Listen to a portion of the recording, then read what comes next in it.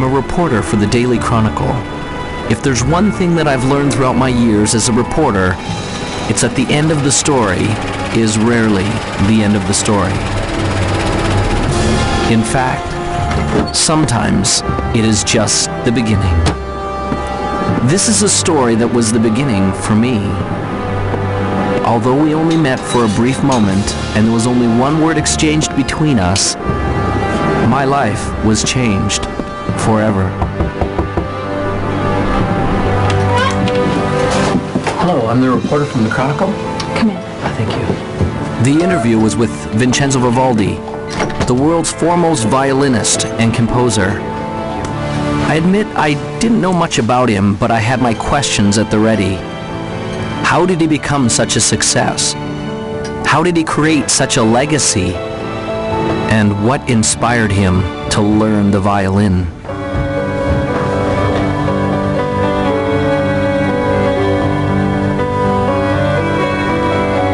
I felt as though I was stepping on sacred ground when I entered the old man's room. I could feel that his time to depart was drawing nigh.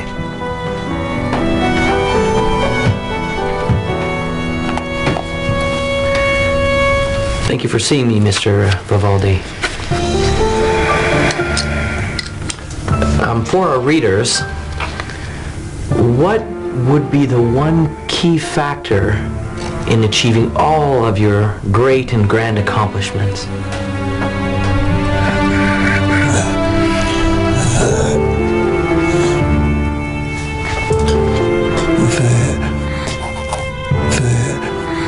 The opus.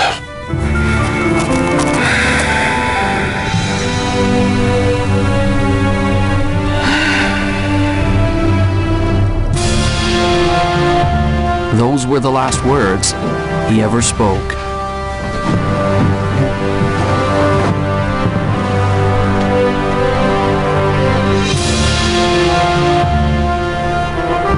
As I left the house that day, I now had a greater question than when I had arrived.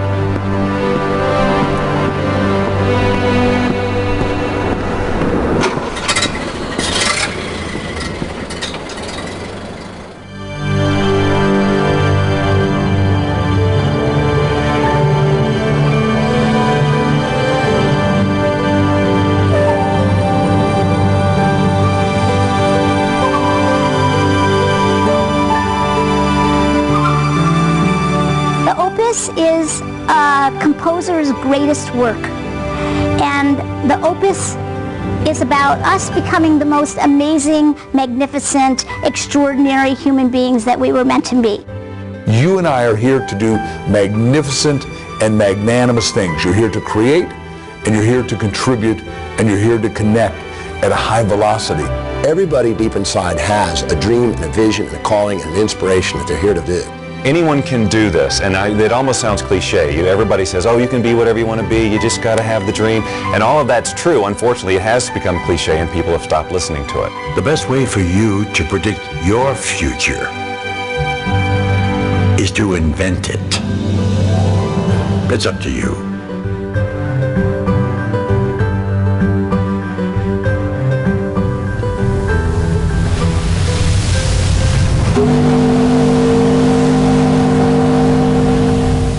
Vincenzo came to America when he was 7 years old. He came from the old country, Europe. When he got on board the boat that would take him to America, he had no idea he was about to encounter two things that would change his life forever. One was a new country. The other was a teacher and a violin.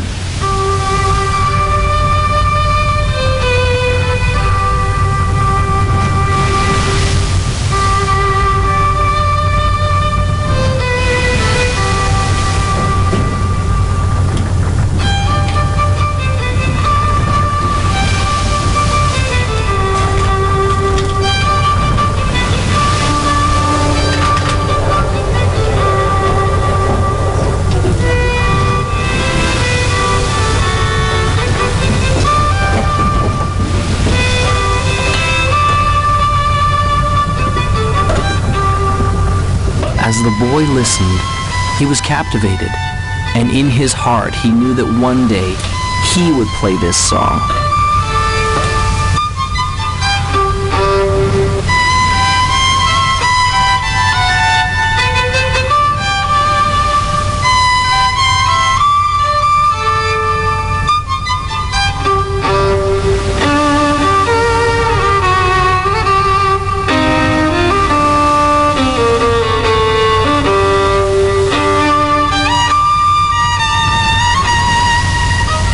Vincenzo said that he wanted to play like that one day.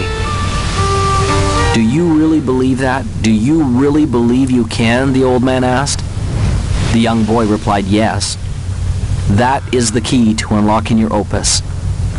The old man smiled and told him that he had just begun on the road to becoming great.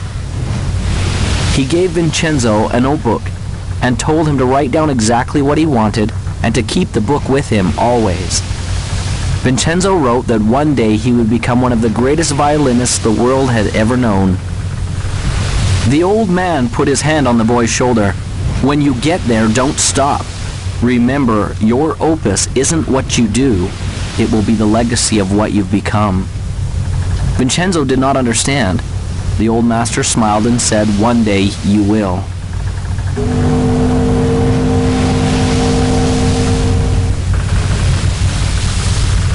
As Vincenzo left the old man, he was grateful, for he had been given a great gift.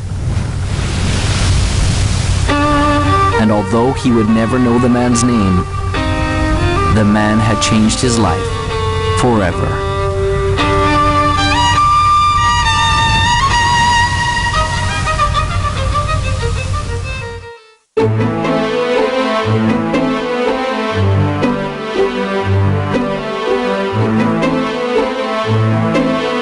Is all about who you've decided to be, as if you had a magic wand that you could wave over your life, that you could actually be and do and have everything that's important to you, where you could be fulfilled and you could be in rich relationships and you could be abundant, attracting wealth and all the great things that we all want in life. You know, you can start your, if you will, your path at a very early age or start it much later in life. I don't think it really matters when you start, but I think what you should trying to be thinking about and looking for is something you just love to do, something that really gives you energy. You've got a passion and that you feel you can commit yourself to. Some people get into vision and purpose and they make it so huge, or they think it has to be so big that they scare themselves and they almost freeze themselves. They don't come up with anything. Your vitality in life is directly proportionate to the vividness of your vision. And when you have a clear vision, magnetic things occur. And you draw into your life amazing synchronicities. People, places, things, ideas, and events start to synchronize in your life to help you fulfill your vision. The law of attraction just says that anything we think, feel, say, and do, we attract to us. So we're always creating through what we're putting out in our thoughts, our feelings, our words, and our actions. A very common misconception about the law of attraction, people learning it, is that it's all about positive thinking, and it is not. Positive thinking is obviously, probably more beneficial than negative thinking, sustained negative thinking.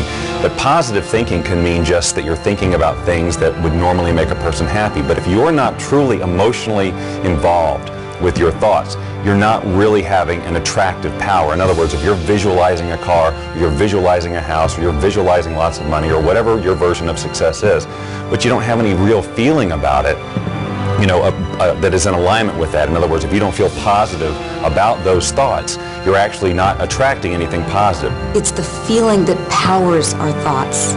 The Institute of Heart Math, which is the most widely recognized research institute on the heart, has shown that our hearts have an energy field around them that's 5,000 times more powerful than our brains. So this is the real power source for people. And when we want something from our head, it can only go so far. But when we power it with the feeling in our heart, the feeling of knowing that I can get it, the feeling of love behind that thought, then we are moved to the inspired action that will bring us what it is we're wanting. Anytime we set goals that are not congruent with our highest values, we're going to tend to not stay focused on them. We're going to keep going back to what's truly important to us. And so it's very crucial to set objectives that are congruent and aligned with the highest values, because when you do, you don't require outside motivation. You're inspired from within. I work with teens every day. I've worked with thousands of teenagers all over the country. And what I know to help teenagers love and believe in themselves and have that success-driven vision that so many adults have is the very first thing you have to do is be original. Be yourself. Don't conform. Don't transform. Find your own original gifts. You have them. You have so many. And lead with those. Belief in yourself is the first step to anything great. If you don't believe you can do it, you're finished even before you get to the starting line. You see it all the time in grade school. The kids line up to run the 100-yard dash. They all start off pretty good, but as soon as one or two of those kids pulls ahead, you see a few in the running literally slow down and sometimes stop. That's because when those kids see someone pick up speed, they begin to doubt that they'll ever catch them, and their brain says, what's the use? And suddenly they believe it. Here. And everything slows down. I started out in a life of welfare and poverty and became the 25th wealthiest person in America. That would be an extreme that most people can't even comprehend, let alone relate to. And it all started because I believed in my own possibilities. Whatever we believe, we become. I don't really think we know what we're capable of. There's incredible potential in all of us. And I mean in all of us, not some of us, all of us. If you find your passion and that energy wells up in you, and if you can dream and start to get committed to that dream and that vision, then you can be successful and far beyond what you ever thought you could. It is okay to believe in yourself. Start now. Start today. You are the greatest you that will ever be.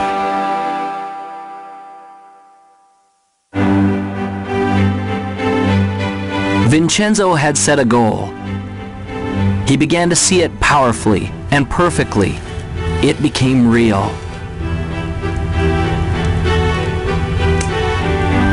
He experienced it in his mind and in his heart. He was living it vividly as though it had already happened.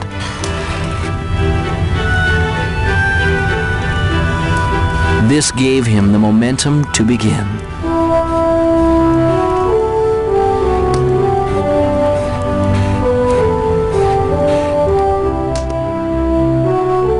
I think that the only way you can get to your goal is by having a clear vision. And I feel that that clear vision doesn't necessarily come from your head, but that it comes up from inside of you. That the more we access our gut feeling, the more that we access our core individuality and listen to what it is that's wanting to be said through us, then we have a clear vision of what we're about. The problem is most people don't really have that clear vision of what success is for them because they've never felt like they were allowed to have that vision for themselves. They always felt like they had to live in to somebody else's idea of what success is. I think one of the steps that people may not do quite properly is that first step of intention. So many times people's intentions are coming out of a feeling of obligation or I should. When I find that people really stop, which is a hard thing to do in our society, to stop, but it's the thing that is most required for us to stop and turn inward. Someone asked me one day, if you could have anything that you wanted, if you could have your dream life, if it could look any way that you wanted it to look, what would it be? And I was stumped, because I was so used to being good at responding to my difficult circumstances that I even honored myself for being able to make the best of a bad situation. So I would constantly have to wait for bad situations to come around in order to identify who I was and to feel my strength to be able to go out there and do something. And so when someone asked me, well, if you could just be on the front side of something like that and just have it be whatever you would want it to be, what would it be?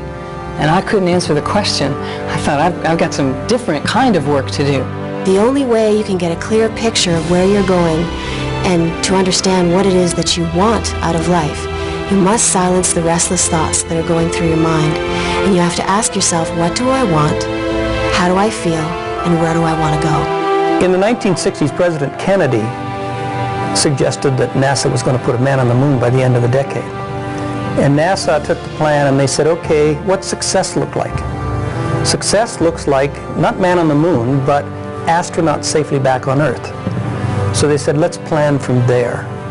So there's a group of scientists who looked forward to success and said, let's work backwards and put the plan in place. Now the problem most of us have is we don't have a clear vision of what success is. I started thinking about the creative process of living your life as it relates to creating music, because I enjoy creating music and I always have. And it comes back, and I saw the parallel so clearly between how the process is the same. When I sit down to write a piece of music, it's generally born out of some inspiration. You know, I don't work under the rules that you have to write this type of piece of music, it's got to be 30 seconds and it's got to be this beats per minute. You know, I have full, because I do it for fun, you know, I have full creative control, so I work from inspiration, just as we should work from inspiration in our lives. That is what should guide us, that is what it should help us to create our vision, this feeling of inspiration, not someone else's sense of passion or their likes or interests, but our own. I have a philosophy of life, and that is this. Achieving any type of goal in your life is 99% intention, 1% methodology. Is being crystal clear about what you want and the how, the methodology, will show up later. When people talk of clarity, it often gets described as just writing down your goals. The most important element is often left out. That's finding your motivation. If you want to get to your goals quickly, you've got to have clarity on why you want it. What does it mean to you? Why do you need it in your life? And the stronger and more important the why, the more power you will have to pursue that goal.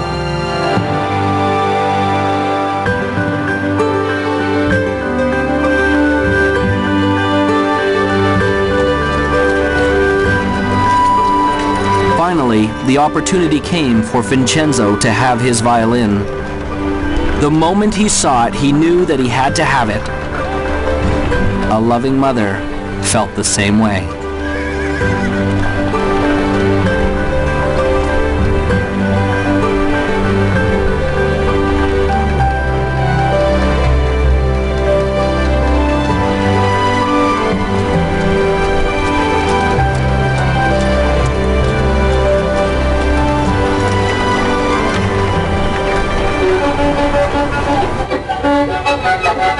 It was not as easy as it looked.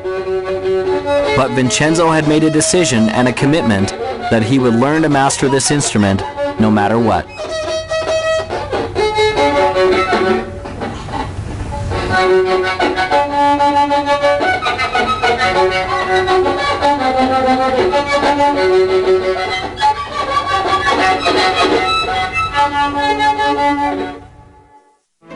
Finding your clarity starts from first setting goals, not just thinking them, inking them, writing them down, having that vision board. Put those things on your board, the way you picture your life to be, the lifestyles you want. It's okay to brainstorm it. Start with an idea, oh, I've always wanted to do this, and flesh it out. Really describe what you want your life to be. You may find that it evolves even as you write, and that's okay. Take the time to decide what you truly want, because it isn't until you do that that you're going to be able to stabilize any sort of vibration around it from a law of attraction point of view to attract that into reality. When you're in the achievement process, what is your greatest moment? Some people think that it's when you're at the finish line, or at the top of the mountain peak, or when your bank account... As I left the house that day, I now had a greater question than when I had arrived.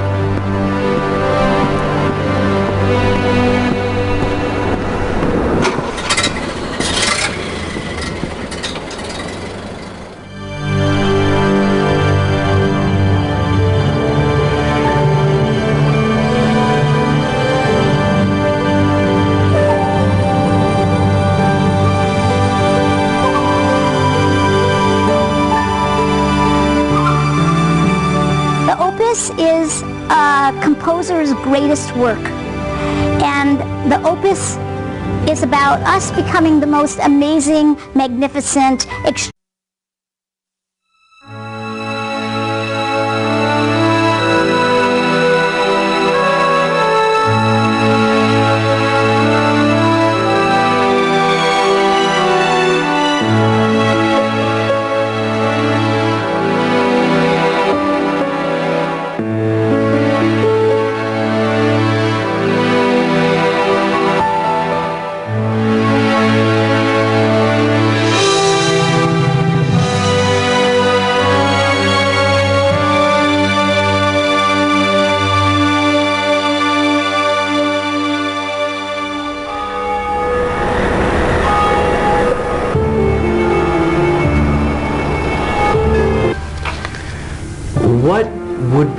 one key factor in achieving all of your great and grand accomplishments?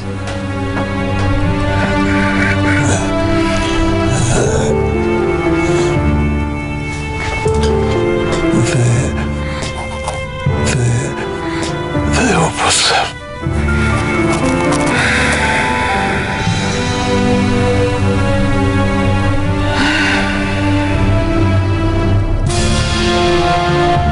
Those were the last words he ever spoke.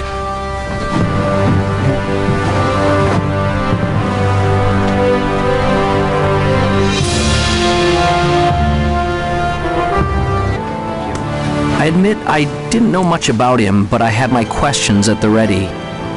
How did he become such a success? How did he create such a legacy? And what inspired him to learn the violin?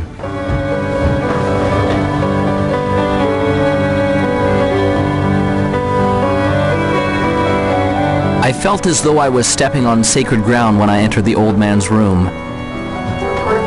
I could feel that his time to depart was drawing nigh.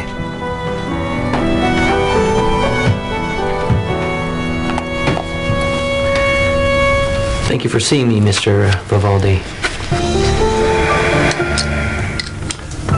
For our readers, I'm a reporter for the Daily Chronicle. If there's one thing that I've learned throughout my years as a reporter, it's that the end of the story is rarely the end of the story. In fact, sometimes it is just the beginning. This is a story that was the beginning for me. Although we only met for a brief moment and there was only one word exchanged between us, my life was changed forever. Hello, I'm the reporter from the Chronicle. Come in. Thank you. The interview was with Vincenzo Vivaldi, the world's foremost violinist and composer.